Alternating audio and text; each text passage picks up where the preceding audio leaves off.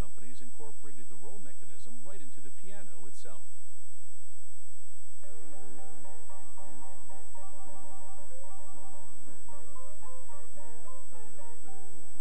The player piano rage petered out around 1930, but there are still plenty of old player pianos around, so there remains a market for the music rolls they play.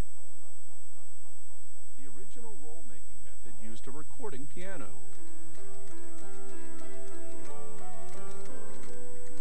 As the musician played, each key would trigger a pneumatic valve, which pressed a corresponding rod against piano roll paper over carbon paper.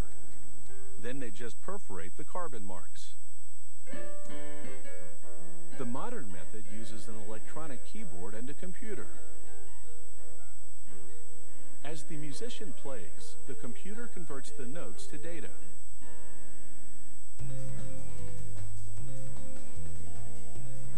The musician edits the data, then loads it into a computer that's hooked up to the roll perforator, a machine that produces 18 rolls simultaneously.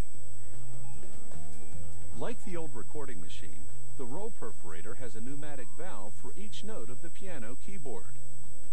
As the computer activates each note, the corresponding valve triggers a steel punch to descend and pierce a hole in the passing paper. The longer the hole, the longer the note. Most music consists of multi-note chords, so the machine vibrates like crazy, punching many notes simultaneously.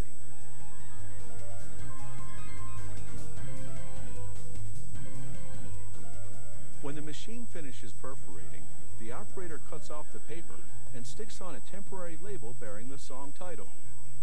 The paper then moves on to another area, where they permanently stamp on the title and other information.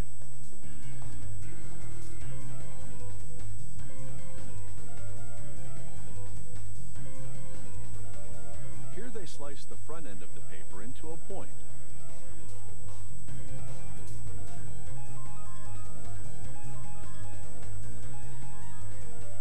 Meanwhile, this machine rivets brass eyelets onto an adhesive-backed polyethylene strip. Then around each eyelet, a die stamps out a tab. They stick one eyelet tab to the pointed tip of each roll. This tab, as it's called, hooks into the mechanism of the player piano. A touch of cornstarch over any exposed adhesive prevents the papers from sticking to one another. When the music has lyrics, they print the words right on the rolls, so you can sing along as the piano plays. The first step is to make a lyric stencil, which requires cranking out each word letter by letter. The placement of words on the stencil is tricky because they have to synchronize with the notes. The stencil goes into a printer, which applies the lyrics with an ink roller.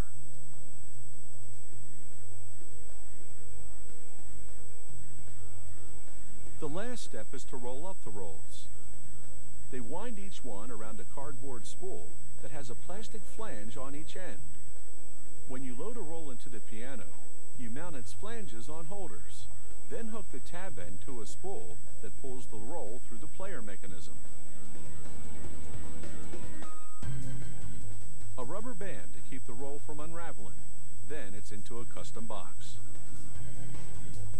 A machine shapes and hot glues sheets of ornately printed cardboard into the box tops.